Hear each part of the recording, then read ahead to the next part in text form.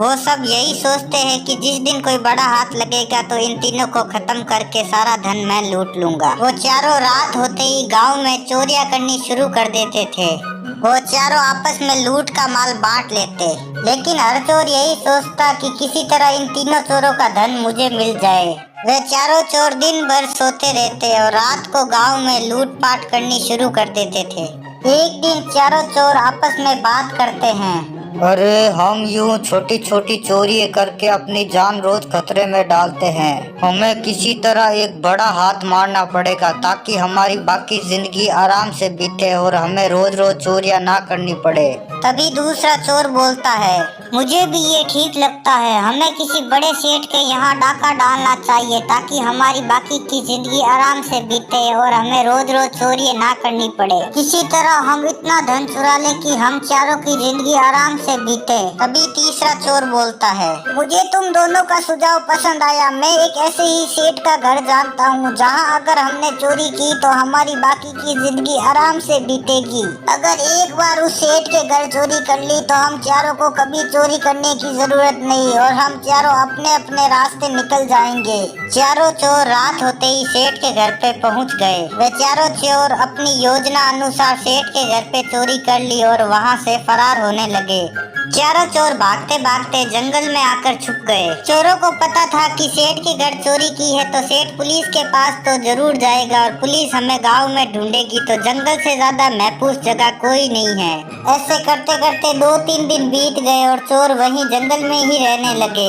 अब चोरों की हालत धीरे धीरे खराब होने लग गई थी क्योंकि उनके पास खाने पीने की कोई व्यवस्था नहीं थी। वे पिछले 3 दिन से भूखे थे। तभी एक चोर ने कहा, पिछले 3 दिनों से हम चारों ने कुछ भी नहीं खाया है, ऐसे तो हम भूख से मर जाएंगे। हम में से 2 जने गांव के अंदर जाकर कुछ खाने के लिए लेकर आएंगे। इस तरह हमें पता भी चल जाएगा कि पुलिस का खतरा कुछ कम हुआ है या नहीं।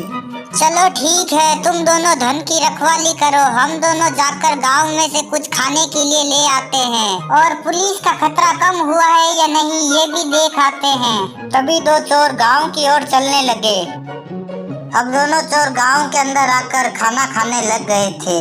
तभी एक चोर दूसरे चोर से बोला, अरे हमने तो खाना खा लिया, अब उन दोनों के लिए भी खाना ले चलते हैं। दोनों भूखे हैं और हमारी राह देख रहे होंगे, हमें जल्दी चलना चाहिए। तभी दूसरा चोर बोला, अरे मूर्ख, उन दोनों की क्या परवाह करना, और वैसे भी सारी मेहनत तो हम दोनों ने की है, सारा धन तो हमने लूटा था। मैं तो कह रहा हूँ उन दोनों को मारकर सारा धन हम दोनों आपस में बांट लेते हैं। दूसरे चोर को भी पहले चोर की बात सही लगी क्योंकि वो भी लालची था। मुझे भी तुम्हारी ये बात ठीक लगी, चलो ठीक है, हम दोनों उनको खाने में जहर दे देंगे और फिर बाद में हम दोनों आपस में धन बांट लेंगे। इधर दूसरे दोनों चोर उन 2 चोरों की प्रतीक्षा कर रहे थे। तभी एक चोर बोला, अरे वो दोनों अभी तक आए नहीं खाना लेकर, बहुत ज्यादा भूख लगी है। अगर तू मेरी बात मानेगा तो ये लूटा हुआ धन हम दोनों का हो सकता है। पर वो कैसे? जैसे ही वो दोनों खाना लेकर आएंगे तभी हम दोनों उन पर हमला कर देंगे और फिर सारा धन आपस में हम बांट लेंगे।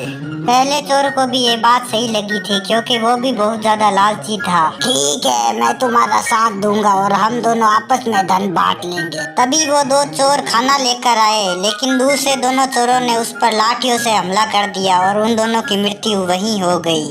अब ये धन हम दोनों का है, हम ये धन दोनों आपस में बांट लेते हैं और अपने अपने रास्ते चले जाते हैं। तभी दूसरा चोर बोला, अरे वो सब तो ठीक है, लेकिन मुझे बहुत ज्यादा भूख लगी है, पहले कुछ खा लेते हैं उसके बाद धन बांटेंगे। जैसे ही उन दोनों ने खाना खाया उन दोनों की भी मृत्यु हो गई क्योंकि खाने में जहर मिला हुआ था। इस कहानी से हमें ये शिक्षा मिलती है कि हमें कभी भी लालच नहीं करना चाहिए और अपनों के साथ छल कपट नहीं करना चाहिए।